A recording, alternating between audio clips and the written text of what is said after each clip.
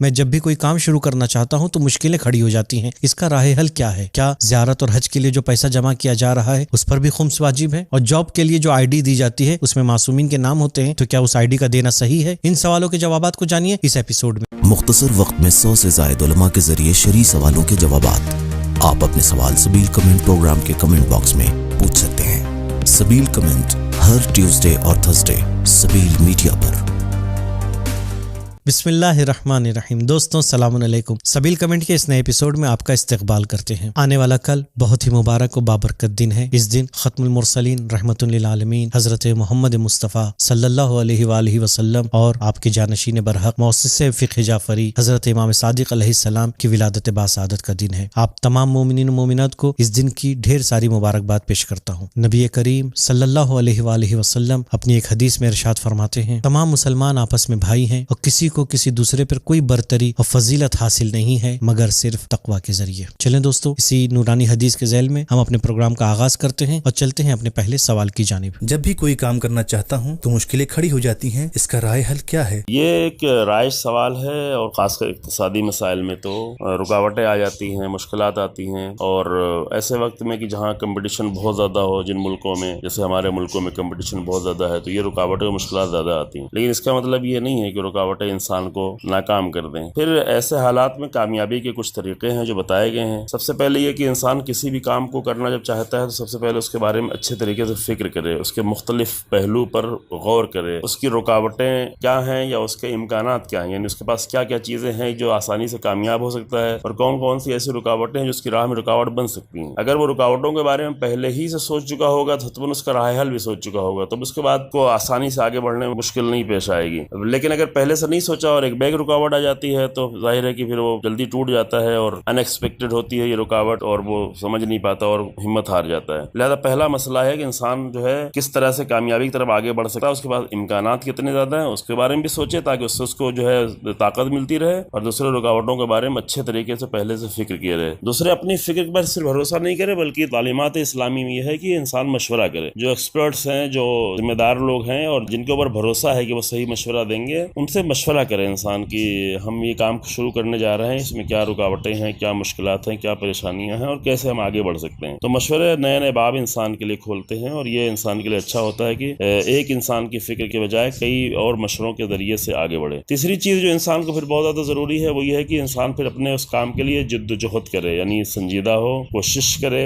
زیادہ کوشش کرے، کیونکہ بہت ہی بہرحال ایسے دور میں بغیر کوشش کے انسان کے لیے کامیابی ممکن نہیں ہے. قرآن بھی کہتا ہے کہ لیس للانسان الا ما سعى، بغیر کوشش کے انسان کو کچھ نہیں ملتا، نہ دنیا میں نہ آخرت میں. بس دوسرے لوگ جو ہے اسی کام کو زیادہ محنت اور زیادہ کوشش سے کرتے ہیں، زیادہ وقت دیتے ہیں، زیادہ فکر کرتے ہیں، اور ہم اس کو محنت اور کوشش کے بغیر وہ کام کرنا چاہیں تو ظاہر ہے کہ وہ کامیابی نہیں مل سکتی. لہذا جد بھی ہو یعنی سنجیدگی بھی ہو، اور جہد بھی ہو یعنی کوشش بھی بہت زیادہ ہو، یعنی ایک طرح سے جاہدانہ کوشش ہو، کیونکہ جہاد جو ہے وہ اس طرح کے کام کو بھی ایک جہاد کا درجہ دیا گیا ہے کہ انسان جو ہے نہایت کوشش کر کے اپنی عزت، اپنے فیملی اور ان سب کی ضرورتوں کو پورا کر سکے. چوتھی چیز جو انسان کو پھر ضرورت پیش آتی ہے وہ ہے صبر و استقامت. کسی کام کو شروع کیا ہے تو ایک چھوٹی سی ناکامی یا چھوٹی سی رکاوٹ کے بعد وہ اس کے حوصلے ٹوٹ نہ جائے، وہ اس کو تجربہ بنائے اور تجربہ کر کے اس سے اور آگے بڑھے. چونکہ جیسے جیسے تجربہ کرتا جائے گا ویسے ویسے اس کی رکاوٹیں ختم ہوتی جائیں گی. لیکن ہر کام کو صرف ایک رکاوٹ کی بنیاد پہ چھوڑ دے تو اس کا مطلب ہے کہ اس کے اندر صبر و استقامت نہیں پائی جاتی، اور صبر و استقامت کی کمی کی بنیاد پر وہ کسی بھی کام میں ہاتھ ڈالے گا تو بار بار اس کو شکست کھانی پڑے گی. پانچویں چیز جو بہت زیادہ ضروری ہے کسی انسان کے لیے ہر کام میں، خاص کر جس میں پبلک سے زیادہ رابطہ انسان کا ہے، جیسے دکان وغیرہ ہے، اس طرح کے کام ہیں، اس میں انسان اپنا اخلاق اچھا رکھے. اچھے اخلاق کے ذریعے سے 30-40%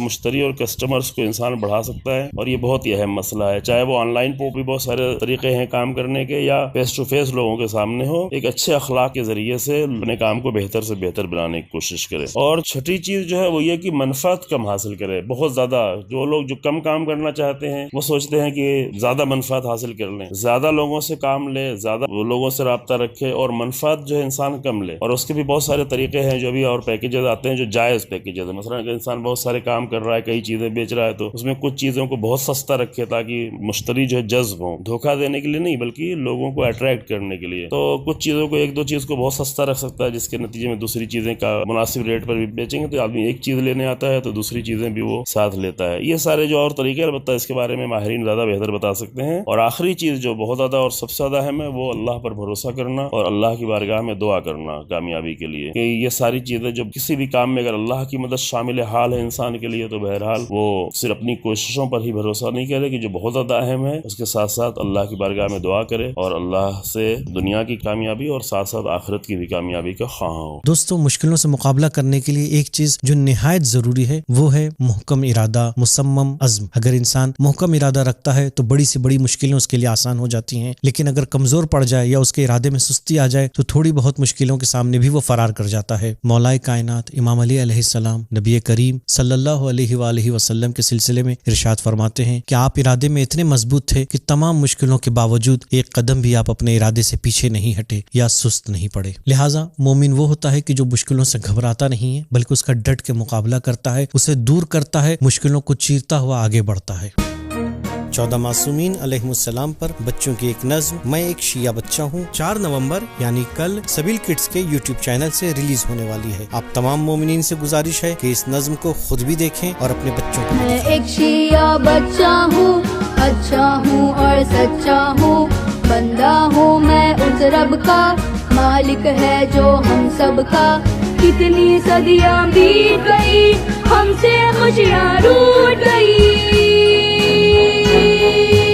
آئے گا ایک وہ بھی دن، خوش ہوں گے سارے مومن، مہدی دورہ آئیں گے، ظلم و ستم کو مٹائیں گے۔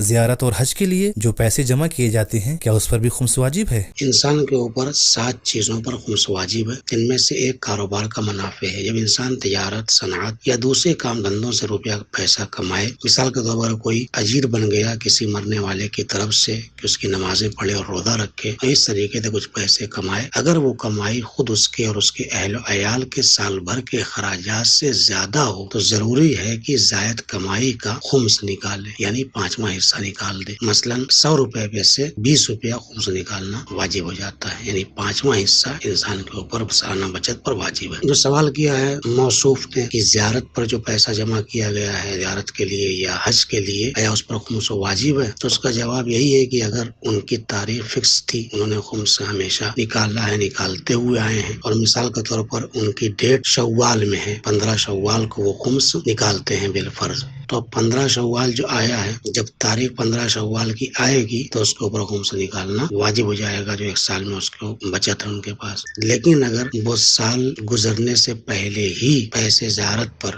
یا حج کے لیے انہوں نے جمع کر دیے ہیں تو پھر ظاہر ہے اس کے اوپر خمس واجب نہیں ہوگا۔ مثلا انہوں نے شوال کی 15 تاریخ سے پہلے ہی وہ پیسے زیارت کے لیے جمع کر دیے یا انہوں نے حج کے لیے جمع کر دیا ہے، تو ظاہر سی بات ہے اس کے اوپر خمس واجب نہیں ہے۔ لیکن اگر ایک سال گزر گیا ہے پیسہ جمع کیے ہوئے اور وہ زیارت پر یا حج پر نہیں گئے ہیں تو اس کے اوپر بہرحال خمس واجب ہے۔ خمس نکالنے کے بعد جو بچے گا اس کے ذریعے وہ حج اور زیارات کو انجام دیں گے۔ جاب کے لیے جو آئی ڈی دی جاتی ہے اس میں معصومین علیہ السلام کے نام ہوتے ہیں، تو کیا اس کا دینا صحیح ہے؟